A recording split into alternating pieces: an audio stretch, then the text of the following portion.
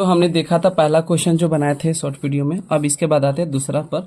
दूसरा का क्या कहता है, हाँ प्रश्नावली 9.1 है, ठीक है ना, भूलिएगा नहीं। 9.1 है और 9.1 का देखिए दूसरा कहता है कि आंधी आने से एक पेड़ टूट जाता है। ठीक है, ठीक है, चलिए सुनिए आगे। पहले पहले पूरा पढ़ लीजिए क्वेश्चन। आंधी आने से पेड़ टूट जाता है और टूटा हुआ पेड़ इस तरह मुड़ जाता है, सो टूटा हुआ भाग जो है ना इस तरह मुड़ जाता है कि पेड़ का शिखर जो जमीन को छूने लगता है।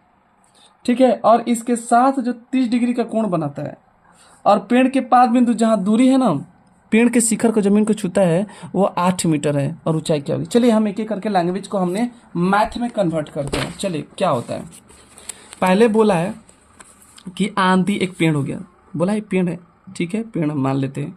और 2 नंबर क्वेश्चन, एक पेड़ है, मान लीजिए कि यहाँ तक पेड़ है। सपोज दैट हमने पूरा अच्छे से डंडा से ले लिया, पेड़ है, ठीक ना, यहाँ तक मान लीजिए, इसको ए इसको बी, ओके।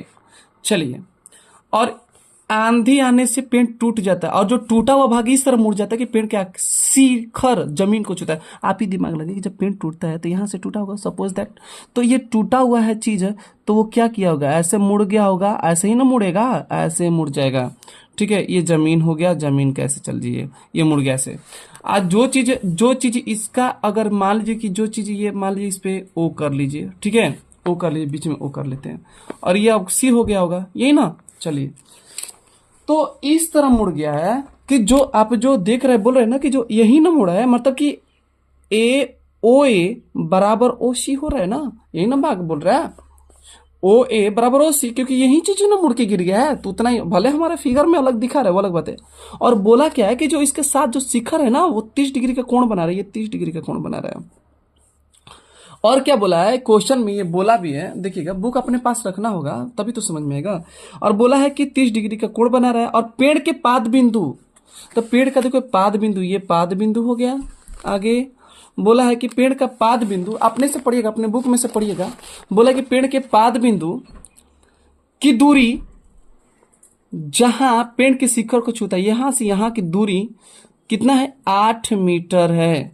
तो बोला है पेड़ की ऊंचाई ज्ञात करें, तो कुछ नहीं, माना कि हाँ माना कि पेड़ की ऊंचाई, हाँ ऊंचाई कितनी है, एच मीटर, ओके। आपको आप देखिए, इसको मान लीजिए एक्स, तो इसको मान लीजिए वाई, अर्थात ए बराबर एक्स और ओ बी बराबर कितना हो गया, वाई, अर्थात अगर इतना ये हो गया तो ओ सी कितना हो जाएगा, वो भी तो एक्स हो जाएगा, क्योंकि वो टूट के वहीं ना गिरा है। अब आगे समझिए, चलिए क्या करना है, पहले हमें त्रिभुज में आना, ये त्रिभुज देखना होगा। पहले त्रिभुज में हमेशा 90 डिग्री होना चाहिए, याद रख लीजिएगा, 90 डिग्री के अलावा कोई नहीं चलेगा। तो त्रिभुज कौन, त्रिभुज ओ बी सी में, ठीक है, ओ बी सी में क्या लेंगे, आप फिगर देख लीजिए।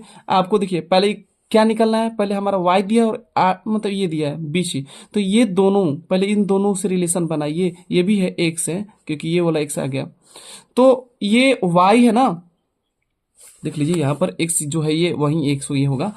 तो y जो है ना y से रिलेटेड, तो बताइए ना, ये लंब हो गया, इसके लंब, ये क्या हो गया, आधार, ये लंब हो गया तो ये आधार। तो आप लंब और आधार किस में आता है, tan थीटा में।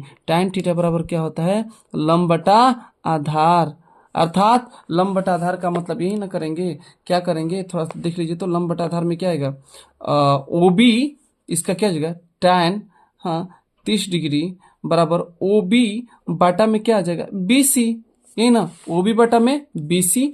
चलिए tan 30 का मान कितना होता है, 1/√3 बराबर ओ बी का मान कितना है, y, और ओ बी सी का मान कितना है, 8।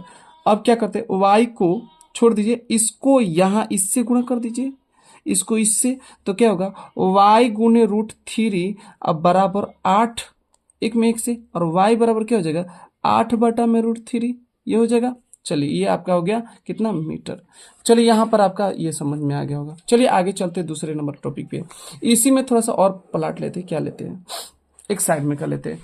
फिर क्या, ये तो त्रिभुज देखे पुनः, क्योंकि एक ही त्रिभुज है हमारा, देखिए एक ही त्रिभुज है ना, एक ही त्रिभुज है, ये एक ही त्रिभुज है, इसीलिए पुनः पुनः पुनः उसी में क्या चलेंगे। अब एक एंगल लेना होगा, अब हमने y का तो मान निकाल दिया, अब x का मान निकालेंगे। तो चलिए x में ये कर्ण हो गया और ये क्या हो गया, ये आधार हो गया। तो कोण और आधार किससे रिलेटेड है? तो कॉस थीटा से। तो क्या हो जाएगा? कॉस थीटा बराबर आधार बटा कोण। कॉस थीटा आधार बटा कोण, तो अर्थात क्या आ जाएगा? कॉस 30 डिग्री बराबर आधार कितना है? BC बटा में कोण कितना है? OC। अब आपको पता है कॉस 30 का मान कितना होता है? √3 बटा में 2 क्या होता है? अब बराबर BC कितना है? 8 और OC कितना है? x। OC कितना है? x। एक काम करिए, तिरछा तिरछी गुणा, इसको इससे गुणा कीजिए। तो √3 गुने x बराबर 2 गुने 8 16। x बराबर क्या होगा? 16 बटा में √3। अब आपको पता है कि अब x और y निकल गया, अर्थात देखिए आपका पेड़ की ऊंचाई तो यहाँ से यहाँ तक है। हाँ, अर्थात ये h है। h बराबर क्या है? x plus y। मतलब यहाँ ऐसे लिख सकते हैं क्या? पेड़, हाँ, पेड़ की ऊंचाई, हाँ, ऊंचाई बराबर कितना है आपका? h, अर्थात h मतलब x प्लस y। x का आपका मान कितना है? 16 बटा में √3 और y का मान कितना है? 8 बटा में √3। अब आप इसको जोड़िए तो √3 लसा लेंगे तो √3 हो जाएगा, है ना। और ये √3 और ये 3 से भागा देंगे √3 तो एक में 16 से गुणा करेंगे तो 16। आप प्लस √3 से 3 में भागा देंगे तो 1 और 1 में 8 से गुणा करेंगे तो 8, अर्थात क्या हो जाएगा? 24√3। तो अब क्या करना है? इसका परिमेयकरण कर लीजिए। यहीं पर परिमेयकरण क्या करेंगे? देखिए आपका थोड़ा सा ऐसे आ जाएगा। चलिए देख लेते हैं परिमेयकरण यहाँ करके। तो कितना हो जाएगा? 24√3 गुने √3 बटा में 3। अब क्या आ जाएगा? तो 24√3 बटा में 3 कट गया, 3 से ये क्या हो जाएगा? 8, अर्थात कितना हो जाएगा? 8√3 मीटर। अर्थात पेड़ की जो ऊंचाई हो गई, पेड़, हाँ, की ऊंचाई कितनी हो गई आपका? 8 और √3 मीटर। आंसर हो गया आपका ये करेक्ट आंसर। तो आप देख लीजिए फिर से एक बार, एक रीअगेन तरीके से देख लीजिएगा, ठीक ना। वीडियो को रोक रोक स्टॉप कर करके समझिएगा अगर ज़्यादा स्पीड हो तो, ठीक है। और एक बार प्रैक्टिस कीजिएगा, बनाइएगा, जिससे कि समझ में आपको आ जाए, ठीक ना। तो एक एक करके समझते हुए आगे बढ़ते जाएं और आगे एकदम बिल्कुल कंटेंट बनाते रहें। और आशा करेंगे कि आपको ये वीडियो बहुत बेहतरीन लगी होगी, अच्छा लगा होगा।